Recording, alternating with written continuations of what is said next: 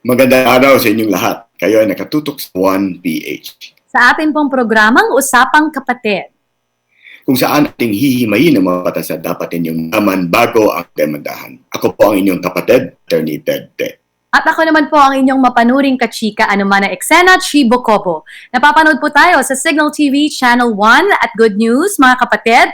Mapapanood tayo at ang ating programa kahit nasaan kayo dahil ang 1PH channel mapapanood na sa Signal Play. So libre po ito, mag-register lang para sa free account sa signalplay.com at i-download ang app para mapanood ang 1PH at iba pang channels gamit ang Signal Play app. Kaya sali na po tayo sa usapan, mga kapatid. Happy Friday. Happy Friday, Atty. Ted. Okay naman ako. Kumusta ang naging linggo mo so far? Well, again, same thing, no? Work from home pa rin tayo. At parang kahit na ayaw kong masanay, nasasanay na ako dun sa schedules na parang wala nang katapusan, ano? Things start to just, merge together. So parang tagal ko na hindi tinitingnan yung aking kalendaryo kasi parang alam ko na yung routine ko, no? So, yun siguro yung isang danger ng working from home kasi nababago yung schedule at yung kalendaryo mo. Para nag-o-overlap na lahat, nag-o-overlap. Oo. Yes. Ako naman okay naman din, naka-experience ako ng tamang-tama mamaya, may guest tayo, magpapakita tayo ng DNA Forensics Lab. Pero parang ganun ang feeling ko na nasa CSI ako, eksena ng CSI. Kasi parang sad to say, we don't want to use a new normal phrase, but then, parang talagang lahat kailangan ng naka-PPE, body suit tawag, tsaka naka-shield, tsaka naka-mask, especially if you're in a place na medyo marami-rami yung tao.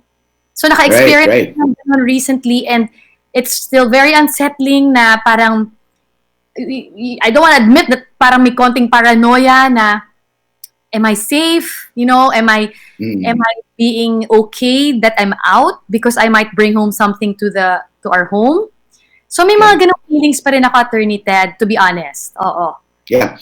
Totoo yan. And so, until a vaccine or a cure can be found, no? And talagang doon, ang pwede natin gawin ay talagang dasal na lang talaga na magkaroon ng vaccine sa madali ang panahon, no?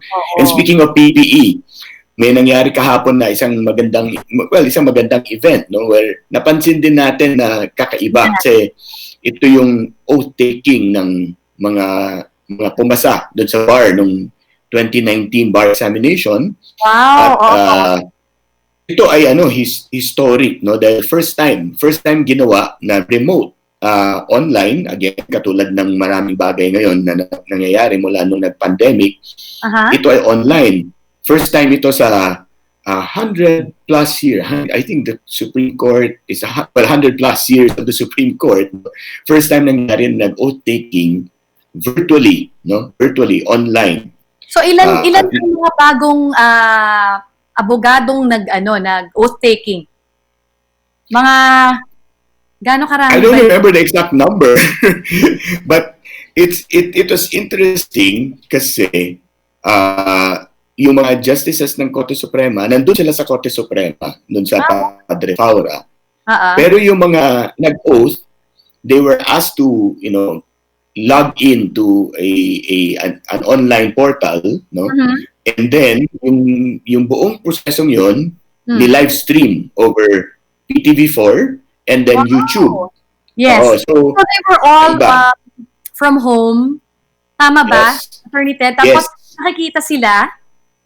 Yes, they were all from home. Tapos nakikita sila habang nagsasalita yung justice doon sa Korte Suprema. Nakikita sila sa ilalim. Lahat sila yung screens nila, no? And they were all required to be in robes. Yung nakikitim sila na parang toga. And then they took the oath, no? So, very interesting. Ano ba to? First in the history of... First time. Talaga? Yes. And for many, they were saying, sana only time. Kasi, although kakaiba nga, pero syempre, hindi rin natin gusto yung dahilan kung bakit kinailangan yun. At nakita rin natin for the first time, yung mga justices ng Korte Suprema, face mask, naka-shield, no? Ayan, makikita mo yan, Chi, doon sa ating video. Ayan. Yung sa ilalim nun, yung sa ilalim niyan, yun yung mga nag-oath. Habang yung Korte Suprema ay kompleto, nandiyan sila, no? At lahat ng justices, no, the Chief Justice and all the associate justices, ay naka-face shield. Nakikita mo, kasi magkatabi sila halos lahat. Walang isang dipa yung ang tabi nila eh. Pero naka-face, shield sila lahat, no? So, it's one way to show that, of course, the processes continue. Kailangan nila mag-take ng oath kasi hindi naman pwedeng pagpaliban yun. Pero dahil hindi sila pwedeng magsama-sama, usually kasi ginagawa to sa PICC, no? Na nagkasama yung mga magulang, kasama yung kamag-anak, mga asawa. Pero ito hindi pwede. Hindi pwede mag-mass gathering. So ginawa virtual, no? So maganda naman na nangyari. Formal pa rin tingnan. Formal, in fact, very strict yung instructions nila, no? Bawal ang virtual background dun sa mga nag-oath. Kailangan plain white background lang. Kasi syempre nakaka-distract pag yung, halimbawa, nag-oath ka, nakatoga ka, pero yung background mo ay, outer space. O di kaya Golden Gate Bridge, no? Nakaka-distract. So they want to maintain the formality of the and solemnity of the oath, which is good actually, no? So it's something to remember for them, no? Binabati namin ang bagong mga nag-oath taking kahapon. Yes. And one more step for them to go, Chi. They just need to sign, ang tawag namin, signing the rolls of lawyers. Official yun. The rolls. Yes. Signing the rolls. Yung firma, merong nakalog dyan, they have to sign a specific book kung saan yun yung pirma nila. At yun yung last step bago sila ay tatawag na ATTY or attorney. Yun yung last step. Okay. Grabe, sana naman, sana next year, hindi na ganito yung oath-taking, no? Tama, sana. We continue to pray and hope na hindi na ganito next year. Sana sa dali ang panahon ay magiging, magkaroon ng vaccine or at least some strategy or some cure. No? Pero, pagpapatuloy ng ating programa sa ating diskusyon mamaya, no? Meron tayong isang napaka-interesanteng topic, no? Ito ay tungkol sa mga batas na nagpoprotekta sa mga kabataan ngayon, lalo na yung mga batas tungkol sa pag-ampon or adoption, no?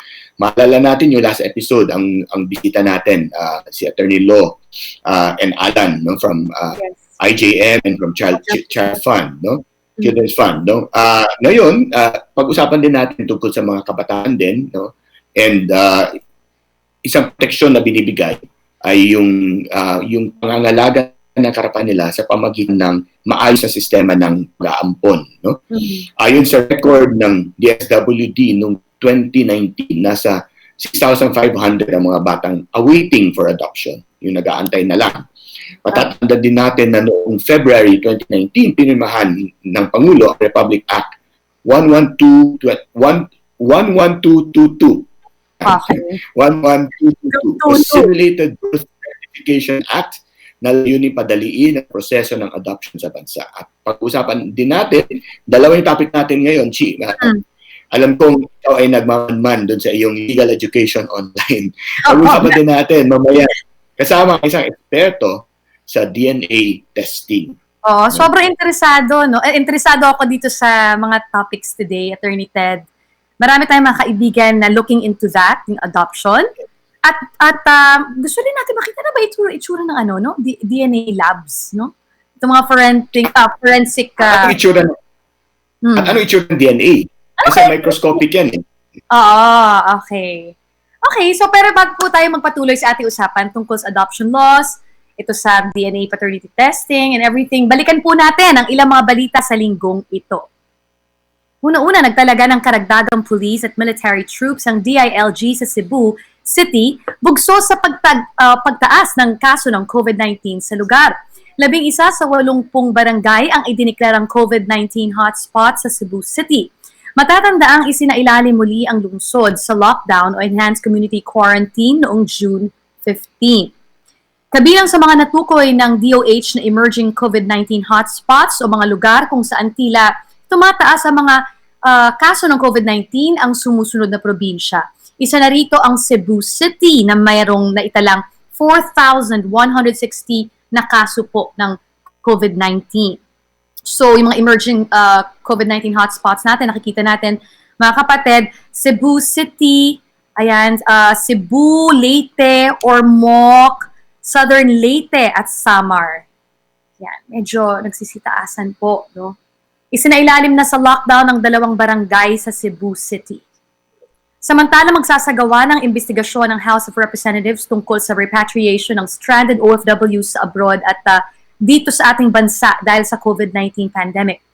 Sa pangunguna ni Anak Kalusugan Representative Mike Defensor, aalamin ng Kongreso ang issue o problema ng DFA kung bakit hindi mapauwi ang mga OFW. Ang ilan pa nga dito ay sa quarantine facilities naman stranded. Ayon kay DFA Undersecretary for Migrant Workers Affairs Sara Ariola, higit na sa 160,000 Pilipino ang stranded sa iba't ibang parte ng mundo ang nangangailangan ng assistance at repatriation. Karamihan ay mula sa Middle East na umabot na sa 158,000 OFWs. At sumunod naman ang mga nasa Asia-Pacific region na nasa 4,000 OFWs na. Ibinasura naman ng Olongapo City Regional Trial Court ng inciting to sedition charge laban sa guro na di umano'y nag-alok ng 50 milyong piso reward sa sino mang makakapatay kay Pangulong Duterte.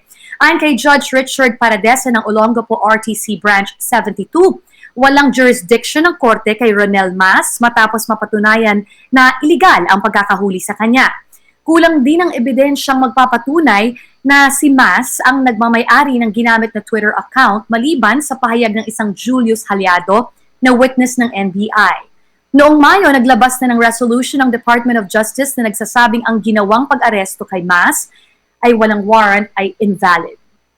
At yan po ang mga balita sa linggong ito, bagamat ibinasura ang kaso laban sa guro na si Ronald Mas na inciting to sedition, mga kapatid, hindi mawawala ang mga pangamba ng ilan tungkol sa krimen tulad nito. Sapagkat maliban sa inciting to sedition, nasa anti-terrorism bill din ang krimen na tinatawag na inciting to terrorism. Ano nga ba ang ibig sabihin ng salitang inciting at bakit itinuturing na krimen ang isang bagay na hindi pagganap na nangyari?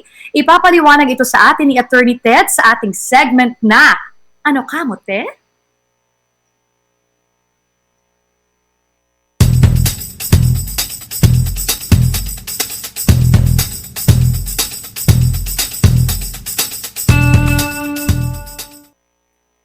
Si Ronald Mas ay kinasuhan ng uri ng krimen na bukod tangi. Ito ay ang panghihikayat, pang-uudyok o tinatawag sa Ingles na inciting, no? Inciting to sedition. Nakapaloob ito sa Revised Penal Code at may kaugnay nito sa krimen ng sedition o ang hindi armadong pag-aalsa ng taong bayan laban sa pamahalaan o ang pagpapahayag ng disgusto laban sa isang patakaran ng pamahalaan. Bukod tangi ang inciting to sedition bilang krimen dahil kalakip nito ay ang mga ilang ordinaryong gawain ng pangkaraniwang mamamayan. Katulad ng pagrereklamo tungkol sa pamahalaan, ang paglalahad ng sama ng loob. Ito ay natural na gawain ng pangkaraniwang tao. Ngunit kapag ang isang pananalita o lathalain ay itinuring na panghihikayat o pang-uudyok na mag-alsa laban sa pamahalaan, ito ay tinuturing na krimen ng inciting to sedition. Nakakabahala ang krimen na ito dahil ito ay taliwas sa karapatan sa malayang pamamahayag na kalakip ang kalayaan sa paglalahad ng sama ng loob sa pamahalaan sa ilalim ng Article 3, Section 4 ng Saligang Batas. At nakatakda dito na hindi maaring magtakda o magpasa ng batas kung ang epekto ng batas na yon ay ang pagpapahina sa mga kalayaang ito. Makikita na ang panghihikayat o pang-uudyok ay maaaring maging krimen lamang kapag ang layunin o epekto nito ay ang pag-aalsa laban sa pamahalaan o di kaya ang panggulo sa katahimikan o kapayapaan ng kapaligiran. Maaari kayang makasama dito ang ilang mga gawaing pangkaraniwan katulad ng rally o protesta o sa salitang nauso ang mga manyanita. Hindi nagtatapos sa inciting to sedition ang problema dahil sa napipintong paglakda ng Pangulo sa Anti-Terrorism Bill. Dito ay may kalakip na bagong krimen na nakaugat din sa pang-uudyok o panghihikayat, ang inciting to terrorism naman.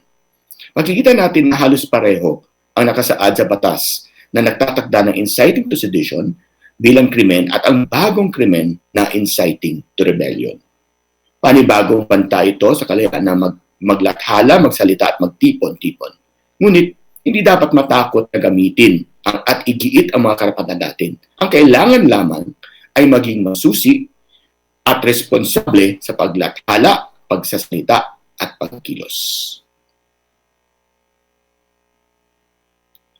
And so, ang katulad ng sinabi natin kanina, ang paksa sa umagang ito ay ang mga batas, karapatan at legal na tungkulin pagdating sa pag-aampon. At para mas mapaliwanag sa atin ito, makasama natin isang kaibigan, isang kaklase sa law school, no? Si Atty. Bernadette Abejo, na siyang Executive Director ng Inter-Country Adoption Board. Welcome to the show. Good morning. Good morning. Good morning, Dip. So pag Ang nickname po ni Director Abejo ay Dip. Hi, Dip. Good morning. Ako. Attorney, so ako may mga basic questions na tatanungin ko sa inyo bilang I'm a law student of Attorney Ted. So una-una po, basic question, sino ang pwedeng i-adopt at sino ang pwedeng mag-adopt? Okay. Meron tayong batas, Republic Act 9523. Okay? Under Republic Act 9523, dapat ang ma-determine yung suitability ng bata para i-adopt. Kung wala tong certificate na to na ini-issue ng DSWD, hindi pwede ma-adopt ang bata domestically or internationally. Of course, may exceptions. Exceptions would be ina-adopt mo yung stepchild mo, ina-adopt mo yung kamag-anak mo within the 4th degree. But the general rule is every child for adoption must be issued that certificate of adoption. Okay. Suitability for adoption. Okay, attorney. So, sino naman po ang pwedeng mag-adopt? Okay. Under the law, nakaspecify naman sa Republic Act 8552, which is the domestic adoption law, kung sino pwedeng mag-adopt. So it's I think it's a waste of time for us to go into the details of who specifically can adopt. But basically, kung may good moral character ka at may kapasidad ka mag-alaga ng bata, pwede ka mag-adopt. Okay. Meron bang prohibition kung sino ang hindi pwede mag-adopt? Well, sino ang bawal mag-adopt? Usually, it's if you're accused of, convicted of a crime na may penalty ng civil interdiction, then you cannot adopt, di ba? Kung may criminal record ka, it's basically the assessment. That's why we have this Republic Act 9523 para na-assess talaga una yung suitability ng bata, yung under 8552, yung mga parents na de-determine natin kung sino talaga ang matino ba yan? Pwede ba yan mag-adopt, di ba? Kasi in this day and age, especially in our case, we work for inter-country adoptions of children. So we have to be really careful about the background, the motivation of the parents to adopt. And so when we say inter-country adoption, yung pangunahing tungkulin o mandato ng board na pinapangunahan mo, ano ba ang ibig sabihin nito? Inter-country adoption. Ibig sabihin, yung bata ay nasa Pilipinas at maaring hindi taga Pilipinas nag-a-adopt. Tama ba yun? Okay. Yes. Actually, basically, yung definition niya, kung yung bata, kasi we are a product of the Hague Convention of 1993. Pumirma tayo ng convention na yon. So, dapat under the principles of the Hague Convention, which is basically the prevention of trafficking of children, using adoption as a means of trafficking of children, sabi niya, pag habitually resident ang bata, and which in our case, nasa Pilipinas yung bata, hindi sila at ililipat sila sa habitual residence ng prospective adoptive parents, it should always be done under the principles of the 93 Convention, which under Philippine law naman is under Republic Act 8043 or the Inter-Country Adoption Law. Okay.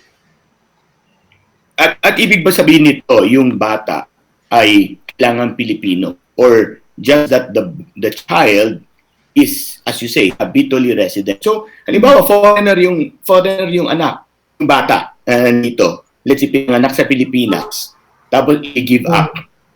Ang mag-govern ba ay ito rin RA 8043 or Inter-Country Adoption? Let's say, halimbawa, may kamag-anak yung bata. Sabihin natin, Estados Unidos, Tapos, pinanganak siya dito, iniwan siya dito, tapos yung aalaga sa kanya na Pilipino ay sa tingin niya mas mainam para sa bata na ma-adapt siya ng kamag-anak niya na nasa US. No? Kayo rin po ba ang namamahalan ito sa mga ganitong usapin? Okay. So relative adoptions, nasa mandato ng Inter-Country Adoption Board yan. It's clear under the conclusions of the 93 Convention in one of the special commissions na ang relative adoptions or tinatawag na in-family adoptions, and of course that's within the fourth degree, relation, ito ay under the jurisdiction of ICAB.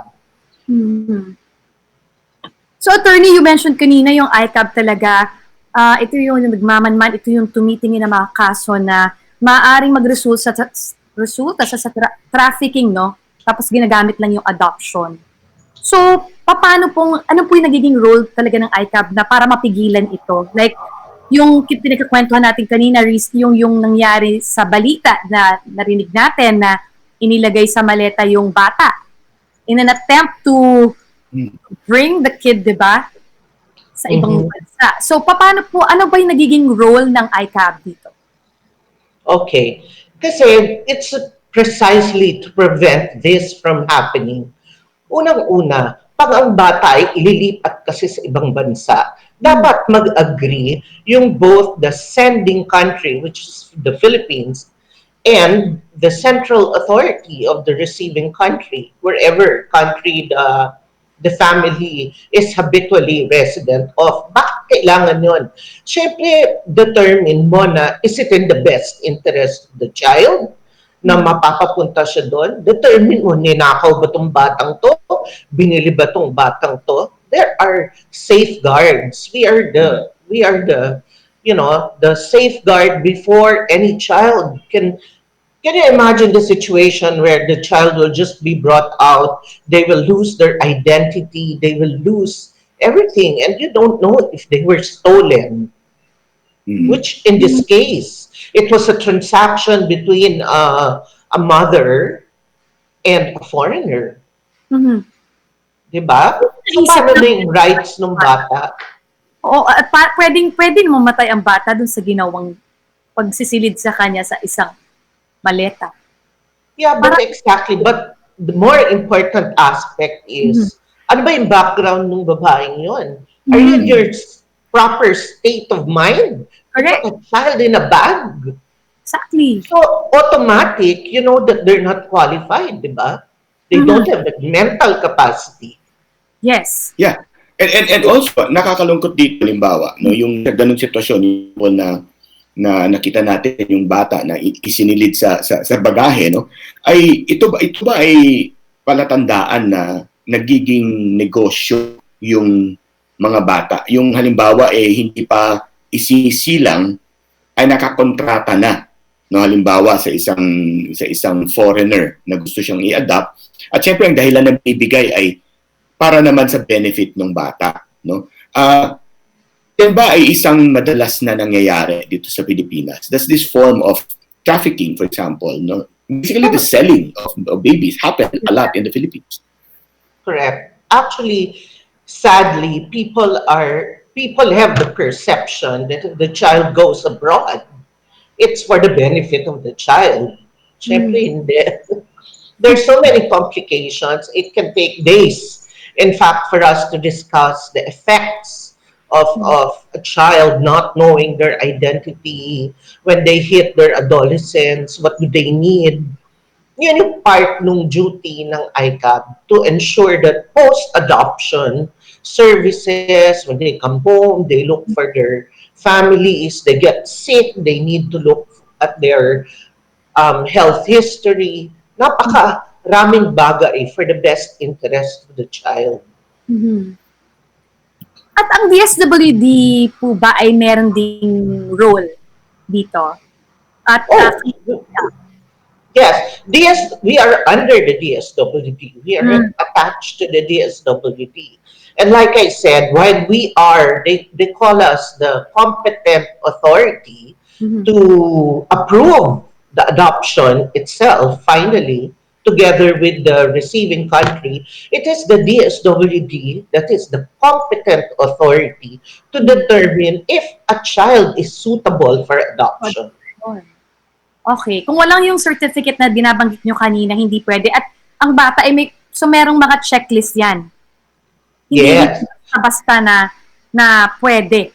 Ganon. Well, most important there is especially if the child is being given up via a deed of voluntary surrender na nagka-counseling yung mother. Pinaintindi talaga sa kanya bakit ano yung mga mawawalang karapatan, ano yung tungkol sa bata, because there's a termination of parental authority there. At kung ano yung mga, wala na, totally severe yung relationship with the child. Of course, initially, you have to determine, baka naman ang kailangan lang nito ay konting tulong sa gobyerno para ma-enable siya i-keep yung bata, which goes to the 4Ps program. We are actually giving them money to ensure that these children get medical services, go to school, etc. So it's actually a comprehensive program. Attorney Ted, for example, ikaw gusto mong mag-adopt.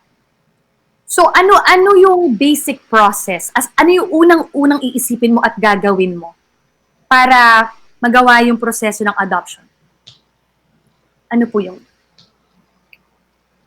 how does this comment? Yeah. All right. Then you can go, anybody interested to adopt can go to the DSWD. Okay. We have field offices where you can inquire and apply to adopt. Okay. But there are also child caring agencies who are called placement agencies who are allowed to match children. There are 3 private, and then they do a local matching. Okay, in the region, we have groups of professionals of multidisciplinary disciplines, doctors, psychologists, social workers, NGO workers, etc., who will determine if a child should be matched with a certain family. Pre-approved family, Apo. So yung family, magpapa-approve muna sila, tapos magkaka-blind matching. Hindi ka pwede mamili. Mamili, oo. Maraming ganyan eh. Hindi po ba yung para akala nila they can choose, pipili sila kung sino yung pinaka-bet nilang baby, nakamukha nila, ganun. Pero hindi po ganun eh. Parang myth yan eh. Parang I think they have to be matched by the... Yes, they have to be matched. Okay. Because you're given naman the opportunity to choose what kind of child, etc. And then they're going to match you with the profile that you chose.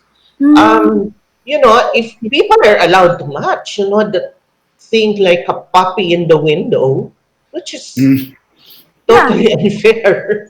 In your country adoption, we don't even allow them to choose the gender. Because if you get pregnant, you don't know if you're going to get a girl or a boy. Right. Okay. So hindi nila na makikita yung, for example, intercountry. So ako yung prospective adoptive parent. So but can I also give yung gusto kong, kunwari, pwede ba sabihin, kunwari, dapat ito yung age niya? Yeah. We have a checklist.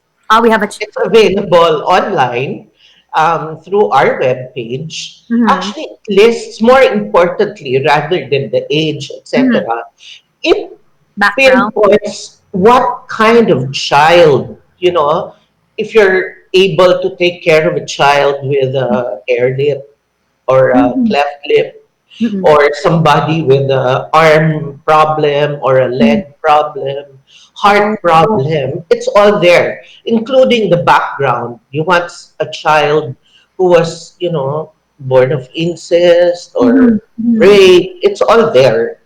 It's very specific. Correct. So, transparent ang background ng bata.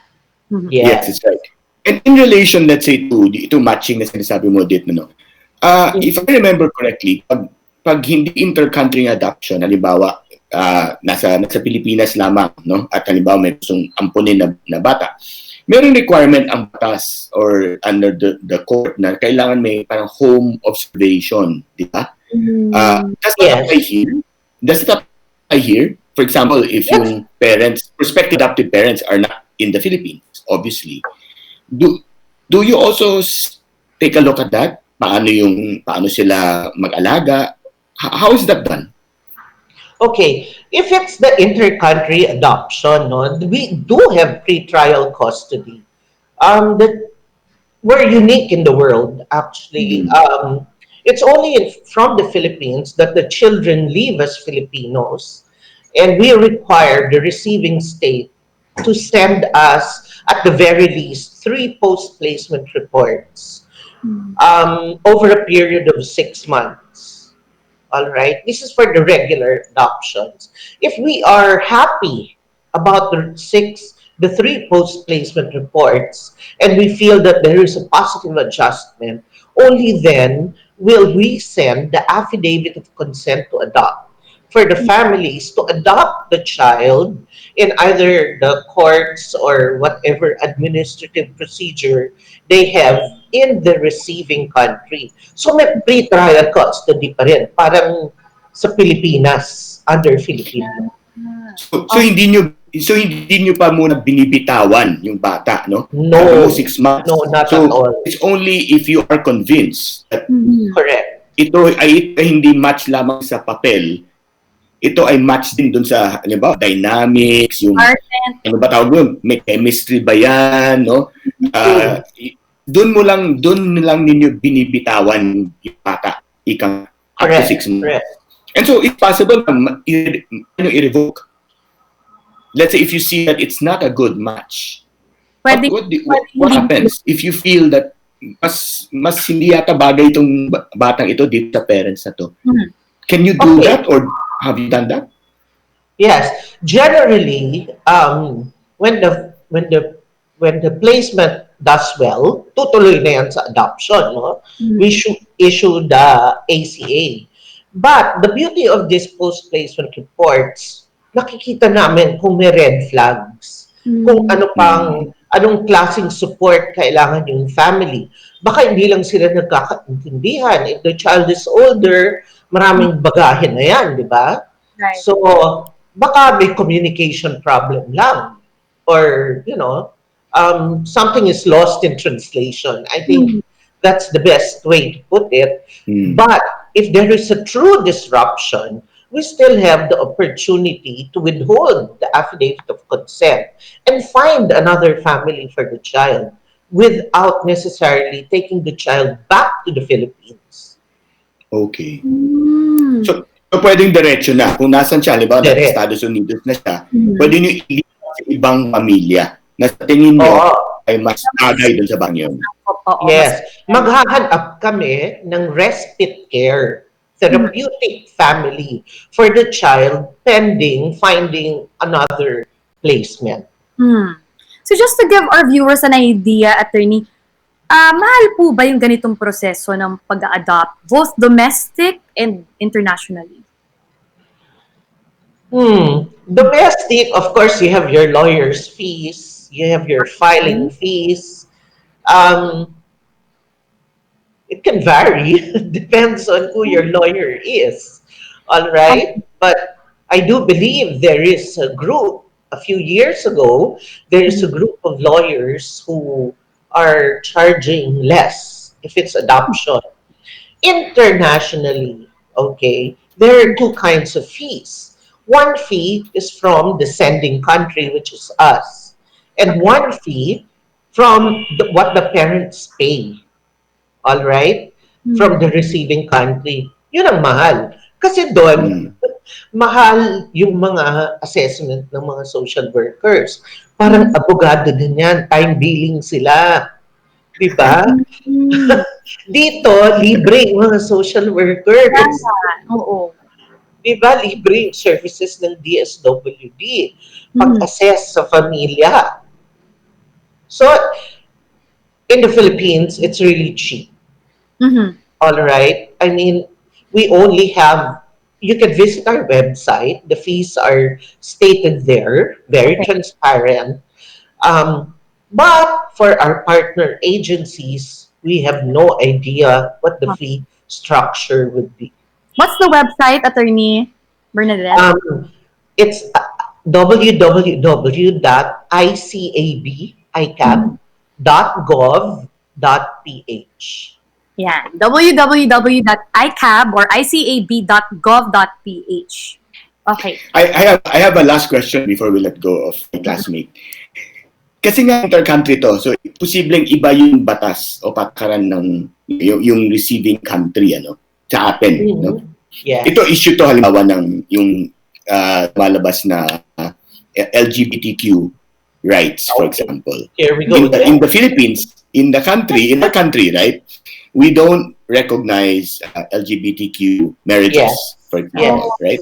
But in other countries, they are recognized. Some countries recognize them as valid marriages, and therefore they are considered as legal families, right? Is that a consideration that you take into account when, let's say, an LGBTQ family would want to adopt someone from the Philippines? Anong treatment nyo doon sa ganun? Sa ilalim ng batas nila o sa ilalim ng batas natin? Because, we have to apply both 8043, which is the Inter-Country Adoption Law, and Republic Act 8552, which is the Domestic Adoption Act, and all other laws related to, civil laws in the Philippines. We've had applications, and our explanation is always they can adopt as a single person. Because why can't they adopt as a couple? Because under Philippine laws, married couples must adopt jointly, di ba? Jointly, yes. But our laws also say that marriage is between a man and a woman. So our hands are tied. Unless you change the law, we cannot process adoptions ng, LBT plus couple, LGBTQ plus couples. Yeah. Okay. So, hindi na ako pwede magtanong na, Attorney Ted. One last, singit mo. One last. Pagsiyan, pwede. Iniisip ko lang, yung mga kamag-anak, di ba uso sa Philippines na, ay, lumaki ako sa lola ko, lumaki ako sa tita ko, ang tita ko nagpalaki sa akin. Pag mga ganun po ba, hindi na kailangan idaan sa legal process? But still inter-country adoptions. We have a lot of those. And that's one of the exceptions to pre-identification of children. Kasi generally, you cannot pre-identify a child. All right? In fact, alam mo naman sa Pilipinas, maski beyond the fourth degree, isang bubong lang yung kinalakihan, no? Lahat ng tao, tita. Lahat ng tao, tito. Correct. Okay. So this would be an exception. We're we do not live in a box. We do not decide based on strict rules. It is always based on the best interest of the child. If you can show proof that you really, ito talaga yung nagpalaki sa'yo, nagpakain sa'yo, hanggang ngayon sinusuportahan ka pa, kaya lang nag-abroad at nagtrabaho, doon na tumira.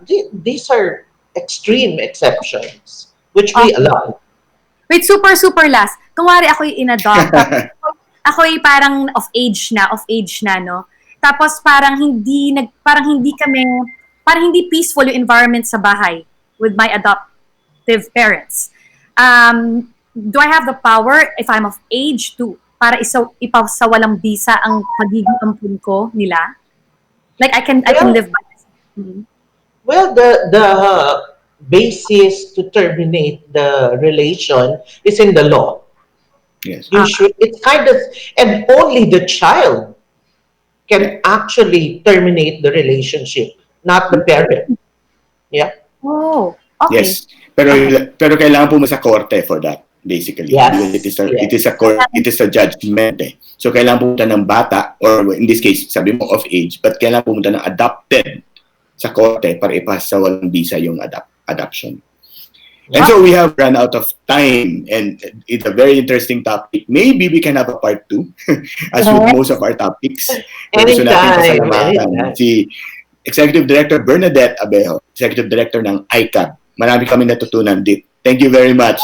Thank you, Bernadette, for your time.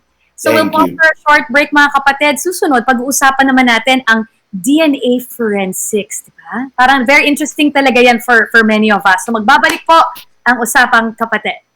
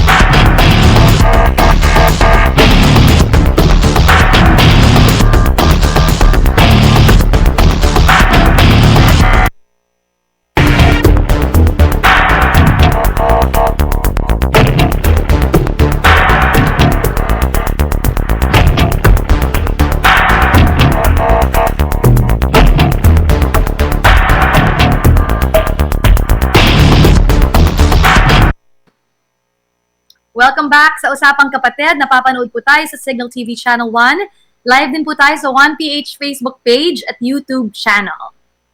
At ngayon, makakasama natin si Dr. Cora de Ungria ng UP DNA Laboratory para pag-usapan ang paggamit ng siyensya ng DNA sa iba't ibang bagay.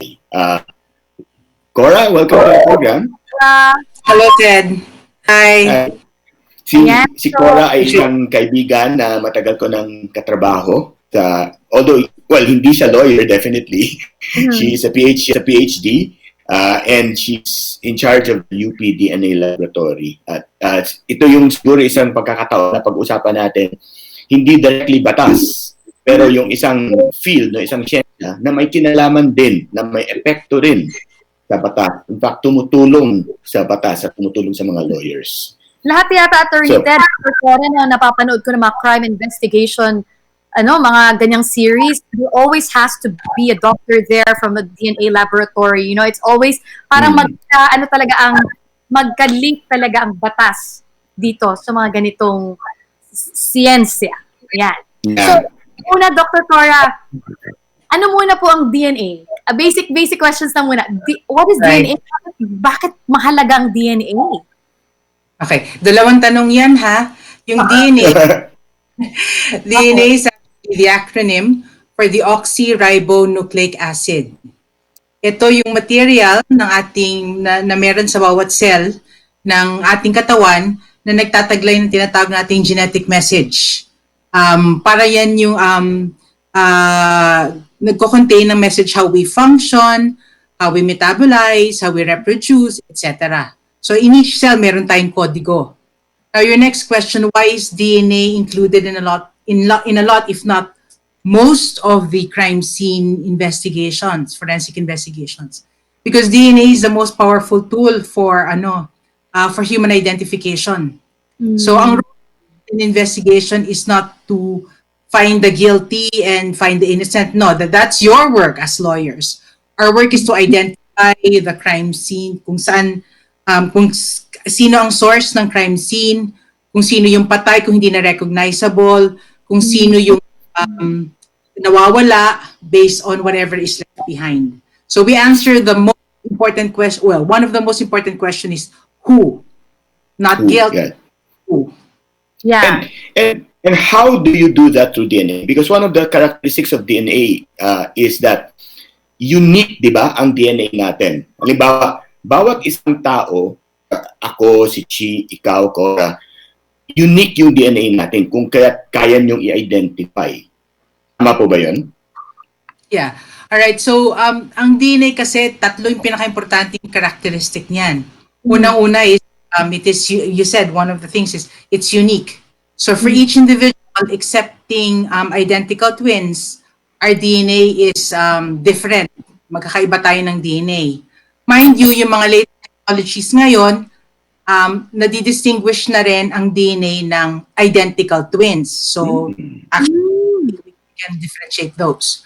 Pangalawang characteristic is that ang DNA ay namamana natin mula sa ating parents. So, yung kalahati ng DNA natin galing kay nanay, yung kalahati ng DNA natin galing kay tatay, and also we share this DNA sa mga kapatid natin, sa mga kamag-anak natin. So, pagka merong nawala na tao, pwede natin gamitin yung tinatawag nating reference samples galing sa ating mga magulang, sa ating mga anak, sa ating mga kapatid, etc. So, those are pwede rin namang gamitin yung mga tinatawag nating antemortem or samples natin. But at least if we are able to find relatives, mas marami tayong mapagkukunan ng reference. Kasi hindi ka pwede identify kung wala kang pagkukumparahan eh. Okay. Tapos, pangatlong characteristic ng DNA na importante is that yung lahat ng DNA sa katawan natin, whether galing sa buto, sa ngipin, sa balat, lahat yan pare-parehong DNA profile. So, ibig sabihin, kung merong crime scene investigation, may dugo doon or may buhok, for example. Mong i-compare ang DNA profile sa isang suspect, pero hindi mo siya kailangan kunan ng parehong sample. You can actually collect a different set of samples for as long as it comes from the same body. Paparehong tao. Magmamatch yan. So, blood, hair strand, ano pa po ba ang pwedeng sample? Saliva.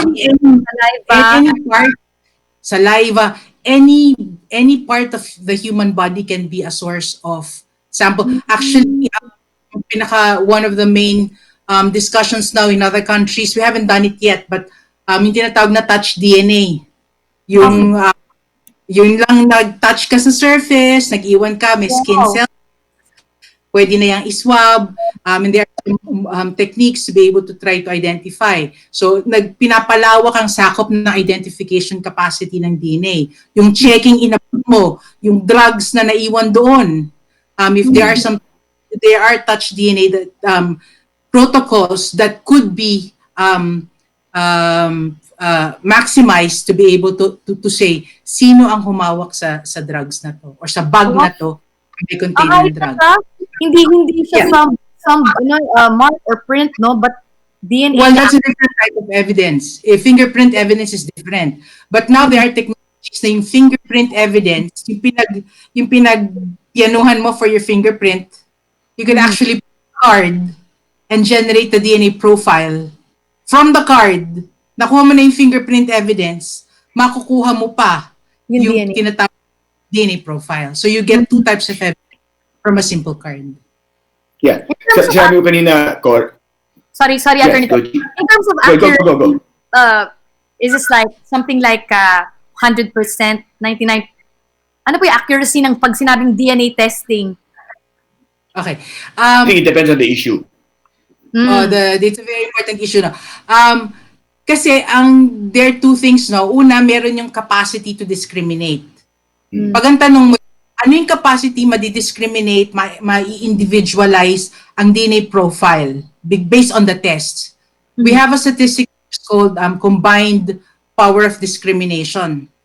Okay. The current protocol at ang aming combined power of discrimination of the test we're using is more than 99.999999965 and higher. Wow. It will that is a statistic that will not actually be equal to 100% because it's a statistics you're dealing with probabilities. Yes. Pero it's a good approximation of almost there, no?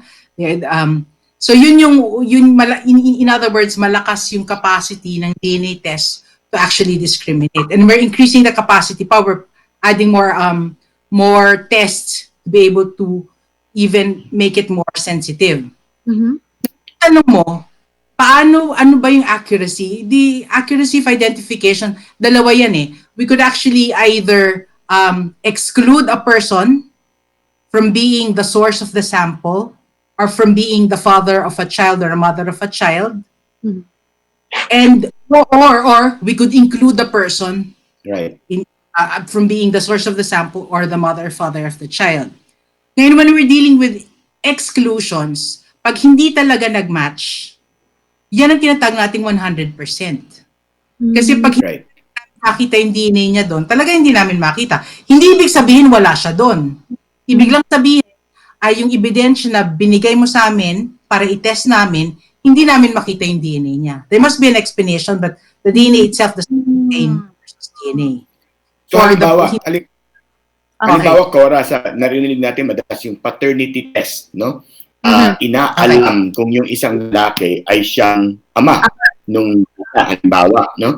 At sinabi mo kanina, pag exclusion, yung result, that's 100%. Match. Hindi siya contribute ng DNA dun sa bata. What about kung inclusion? Okay.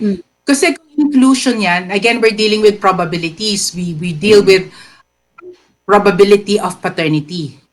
Right. The number will approximate 100, but it will never equal 100%. It will always be 90 point something. Now, the rule on DNA evidence, nagkaroon yan ng shift kasi pagka nagkaroon tayo ng, and Ted, you can explain that better, you're the lawyer, I'm just a scientist. But if it reaches a 99.9% value probability of paternity, the court will presume that he is the father or the mother of the child. And then the proof now shifts to the person to prove na hindi siya yung father o hindi siya yung mother. As opposed to before walang DNA, pag walang DNA, dapat ikaw ang magpo-prove na ikaw yung tatay o yung na siya yung nanay. Pero ngayon it shifts already. And then dahil yung probability of paternity, actually with the tests that we're doing, ang mga probability of paternity namin, mga 99.99999, I mean it's a whole string of 99.9s for as long as the father and the alleged father and the mother. So we were kind of really going into black and white now because we go for that 99.9% quite substantially. Okay. Siguro, i-take off ko lang doon sa sabi mo kanina na second element ng DNA. No? Sabi mo, unique. Pangalawa, namamana. Pwede ipasa. Namamana. No? At kung magkapatid kayo, may traces na pareho yung DNA nyo. Tama ba yun? Yes. Yes, tama. Diba? So is that a factor? No? Is that a factor? For example, ito lang hypothetical, ito galing sa actual na kaso. Halimbawa, paternity, pinagdi-dispute na itong bata ay anak ni Mr. A na siyang sinasabing ama. At at sinabing siya nga ang ama, no? Kasi nandun yung DNA niya. Pwede bang sabihin ni Mr. A, hindi ako, yung kapatid ko ang ama. Kasi pareho kami ng DNA. Tama bang argumento yon, Cora, at maari bang suportahan yan ng DNA evidence? Okay. Let's go through that very carefully. Una, assuming na si tatay ay hindi kambal na kapatid, identical of the alleged brother, that becomes more complicated. Right. Yes. So, assuming hindi siya identical, magkaiba sila. So now with the father and the child, ang challenge yan kasi is the father and his brother, si uncle, share similar DNA from their parents. Yes. So dapat ang mangyayari nito is ang itetest mo is si father with si alleged father with the mother versus the child. Ang isama mo na rin si uncle. Although there are similarities, depende, nagsha-shuffle kasi yung DNA from the parents of the father and his brother. There are sometimes mere chance marami silang pareho. Pero ang nangyayari dyan, if we actually do the test with the uncle, mas definitive ang results. I suspect we will be able to differentiate. The problem will decrease, in the capacity to discriminate will decrease kung wala si mother. And that's why we always include the mother. Kasi ititrace namin dun sa bata, alin ang galing kay nanay at alin ang galing kay tatay. Kung yung galing kay nanay, alam namin, isa na lang yung isang kopya na lang, dalawang kopya kasi yan eh. So yung kopya lang ni tatay ang hahanapin namin dun sa alleged father. And that becomes like 5 or 7 times more sensitive than otherwise. Posible po ba yung DNA paternal testing sa unborn child? Yung tipong, kumbaga suspicious pa lang. Parang, di ba, kumari ang isang ama, parang ang feeling niya, this is not my child. Nasa sinapupunan pa lang. Is that possible? That's actually being done in other countries. We don't suggest because it's invasive. You will have, Right. I mean, I don't know all the exact procedures of OB-GYN would have to collect some samples from a pregnant woman, but they will have to be invasive, check something. So sinasabi namin, since nandyan na rin naman yan, ipanganak mo, panganak na, tsaka na namin igawin ng tests. So that there's no risk to the child. Okay. So yung question po ni Atty. Ted kanina, di ba? Kumare, magkapatid. Let's say hindi sila twins. So, tama po ba na lahat ng involved dun sa scenario na yon ay dapat mag-undergo through the test? Parang lahat. The mom, the dad, the magkapatid, uncle. The uncle. So parang lahat ng involved na may possibility or probability dapat mag-undergo. Ako, that would be the most definitive. That would be the most definitive. However, there are some situations where that is not possible. What if we're dealing with alleged father, si father na alleged, is actually dead? So, ang nandiyan na lang ay si at si child. Then we will have to do the test with the 3 of them. And the suspicion ko, we will be able to, kasi hindi naman eksaktong DNA ni uncle at saka ni alleged father. There would be more similarities. But I think given the number of DNA markers that are now available for testing, we will be able to differentiate. I see. Pero through that path with a lot of care. Yeah. Cora, kanina sabi mo, yung DNA in a body, a person's body, is the same regardless of where we get it. Diba? Buhok, saliva, body fluid, for example, skin, it's the same, no? But because DNA is microscopic, I don't know if we have a photo of actual DNA, microscopic, hindi mo makikita yan eh. Like, anyway, okay. I don't know if Actually, we should have asked, but I haven't seen one. We should have asked pala for a photo, but I've seen one. I've seen a slide, Cora's showed me a slide. But for example, ito yung tanong ko, halimbawa, sa microscopic siya meron bang kayong mga proseso, patakaran, protocol, on how to get it, for example? Can just anybody get it, for example? Or do you have to be trained to get it? And once you get it, what do you do with it? Because I noticed earlier, you showed photos from your lab, and I've been to your lab. It is amazingly clean. It is sterile. Sobrang linis na laboratory. What does that have to do with, for example, DNA? So, ang tanong ko basically is, can someone, who sees a dead body, and who heard the show and said, uy, may DNA yan. Mhm. Kukuhanan ko na DNA. Kailangan ba ng special training? Kailangan ba ng, anong kailangan niya malaman? Actually, two things there with that particular example, Ted. There will be issues that, una, the person does not know how to collect the sample. So when you ask, is there training? Yes, there are trainings for scene of the crime officers, kung crime scene investigation. There's training for medical doctors and nurses who deal with bodies, collection of samples from an individual, whether dead, as in pathologists, or living, as in other medical doctors and nurses. Pangalawa is that the proper collection, kasi one can potentially contaminate a sample. Our worst battle in the lab is actually dealing with contamination. Our reactions are specific for human reactions. For our magpa-positive yan kung mayroon kang human sample. So kung aso ang nag-contaminate, hindi yan magpa-positive. Kung baboy yan nag-contaminate, hindi yan magpa-positive. Kung pusa yan, hindi yan mag-positive. Pero ang problem mo, the handler, as you are giving an example, is human. So pwedeng potentially mag-amplify or magpa-positive yung reaction. Kung wala siyang gloves, kung pati laway niya nag-contaminate sa sample, etc. etc. Dalawa is the issue of chain of custody. The chain of custody must be properly documented or magkakaproblema. And again, that's your role. Magkakaproblema sa korte. Kasi kolekta ni Juan ang sample dun sa bangkay, hindi naman siya soko, hindi naman siya doktor, anong karapatan niya? At naman pinalitan yan. So those are things that we are very careful. If you see a body that's dead and you are doubtful, you better call the police or somebody that could actually properly document. Tsaka kailangan i-document, hindi mo ka lang kukuha ng sample, i-document yung bangkay, what it looked like, yung position, what is surrounding the body before the actual collection of sample. Kasi parang na-imagine ko yung mga scenes sa, di ba, yung mga crime scenes, no? So parang the scientists or the doctors or kung sino man yung kukuha ng sample, they were likely authorized by the authorities to do so, right? Parang sila talaga yung inatasan na kumuha ng sample to study.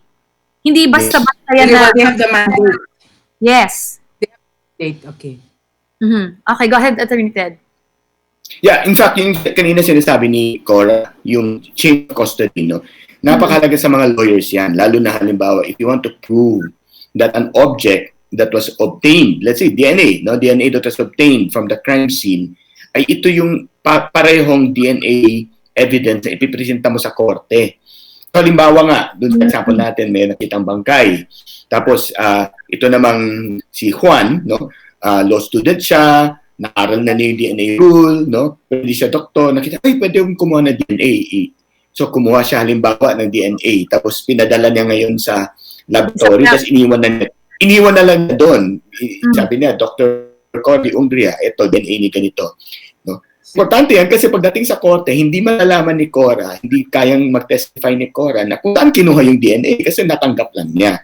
So, yung sinasabi ni Dr. Cora na kailangan i-document. So kung si Juan, halimbawa, pwede na sabihin, ganito ko kinolekta, ito yung posisyon ng bangkay, ito yung oras, ito yung araw, at dineliver ko ito kay Dr. De Ungria na tinanggap ni Dr. De Ungria. Ngayon, si Cora will then say, tinanggap ko ito from Juan, kung kaya nung binigay sa korte, ito yung parehong kinuha na ni Juan.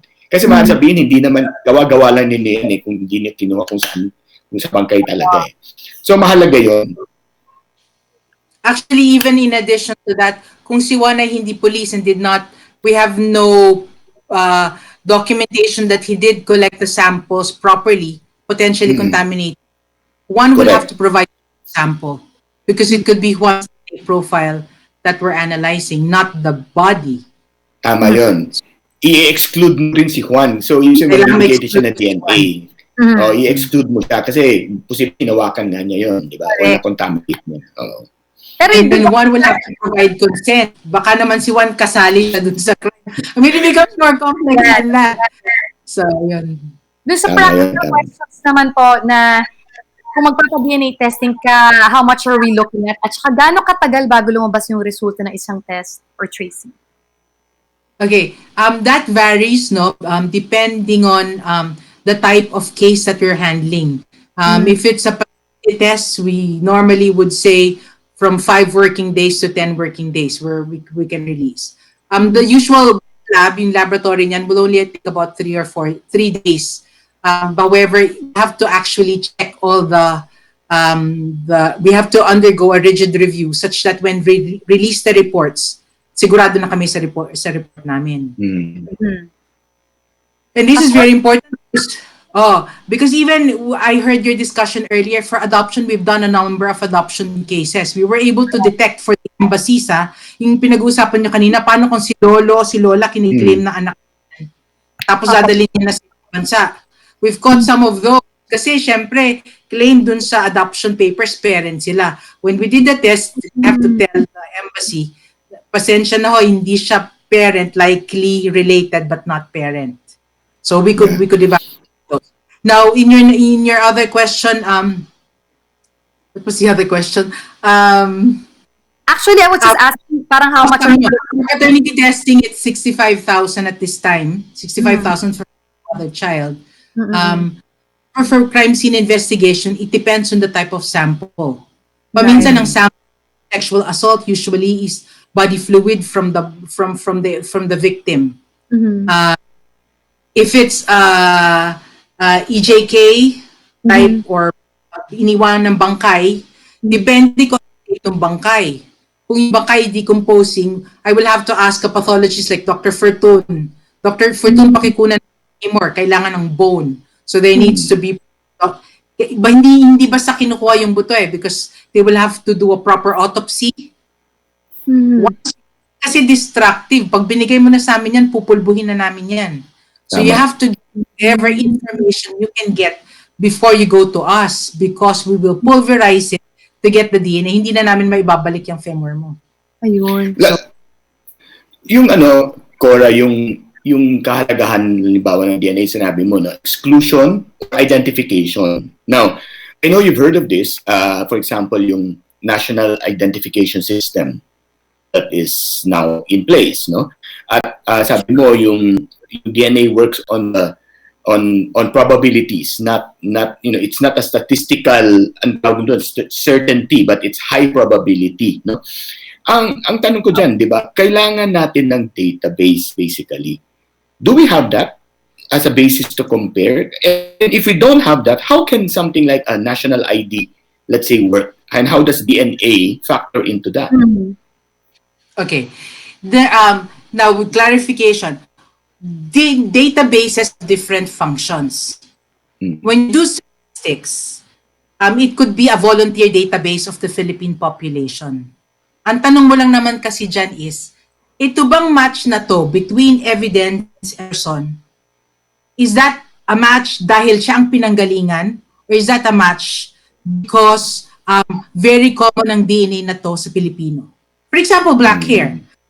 Black hair, people who have black hair doesn't tell us about this population. It may in Germany because they hardly have black hair there for the German population. But for this population, it's so common, you cannot use it as evidence. Nothing informative. You don't select that DNA.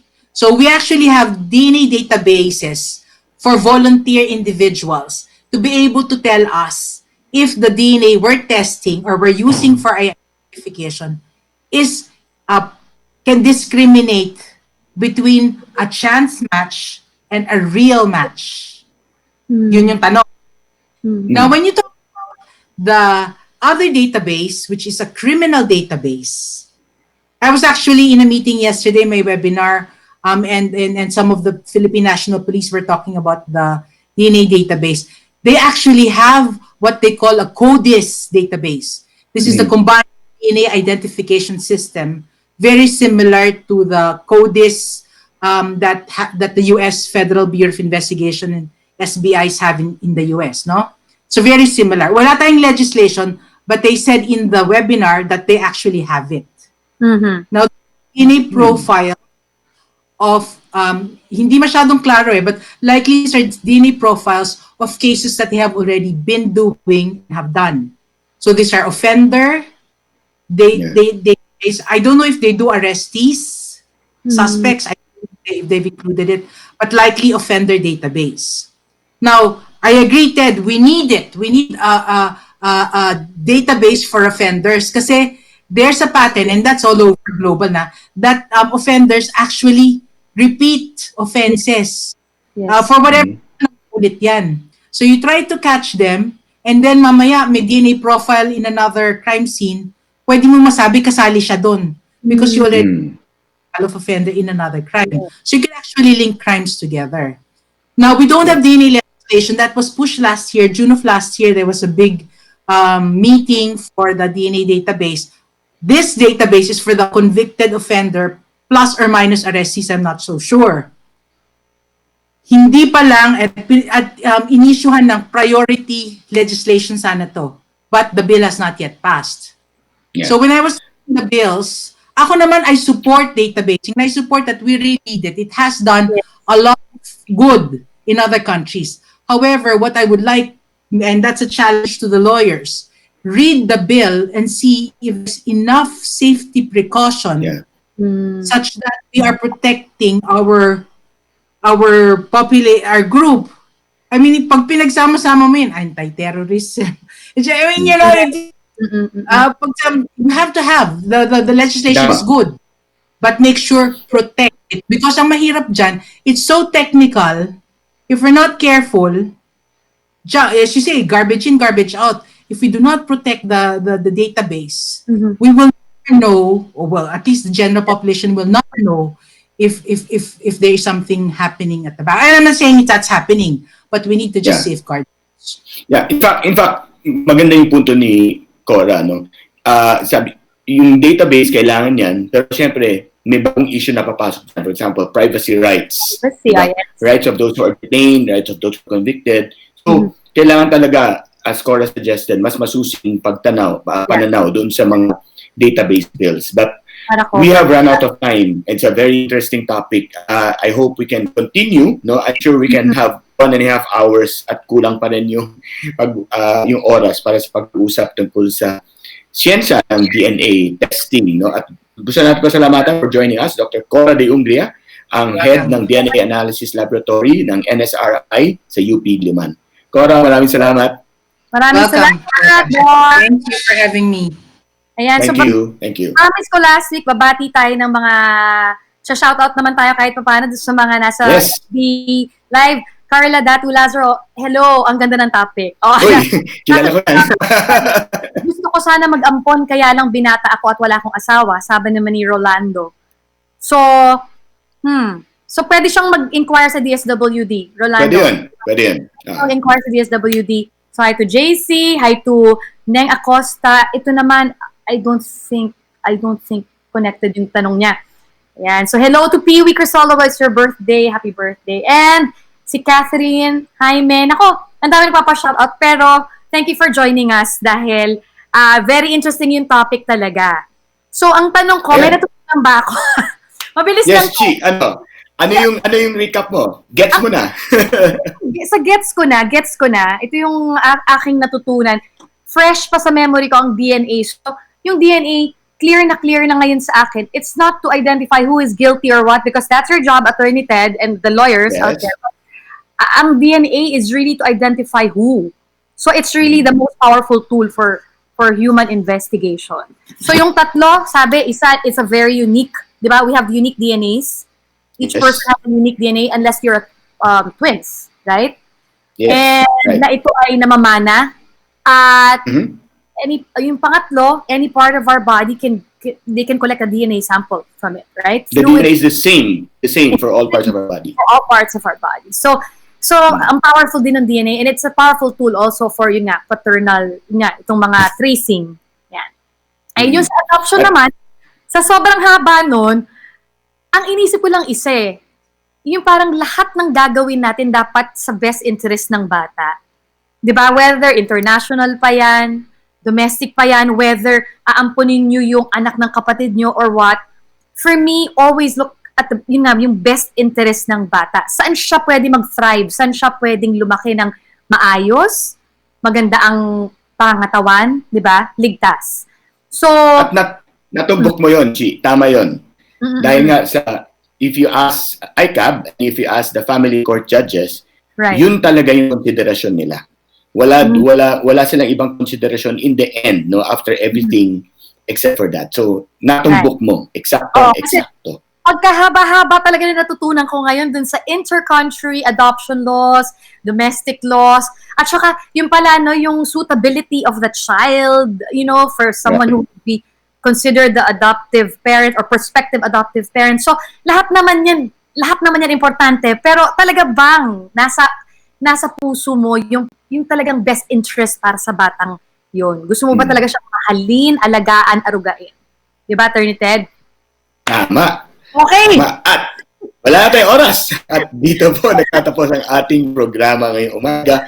Sana meron kayo napulot na helpful tips at bagong kaalaman sa ating isang oras at kalahati na usapan at talakayan. Muli ako ang inyong kapatid, Atty. Ted. At ako naman po ang inyong mapanuring kachika, ano man ang eksena, Chi Bocobo. Magbabalik ang Usapang Kapa-Ted dito lamang sa 1PH. At again, yung good news namin, tandaan nyo, mapapanood nyo ang aming programa kahit nasan kayo. Dahil ang 1PH channel, Atty. Ted, ay mapapanood na sa Signal Play. Libre yan, mag-register lang para sa free account sa signalplay.com at i-download yung app para mapanood nyo po ang 1PH at iba pang mga channels gamit ang Signal Play app. Ayan. So sana patuloy tayo makabigay ng mga ganitong interesting topics for ano. And for those who are watching who have suggestions, ideas, mga katanungan, please let us know kung meron kayong gustong ma-discuss ni Atty. Ted, at ng kanyang mga ang tawag doon, Atty. Ted, kompanyero? Yeah. At mga, kamunti ko na masabi kakosa. Kanyang mga Posible din naman. okay. For those of you who have questions at mga ideas sa mga topics, pwede niyo po kaming i-message. Tama ba? Yan. Okay. At kami ang boses ng pinagkakaisang Pilipinas. Thank you. God bless. God bless you. Happy weekend.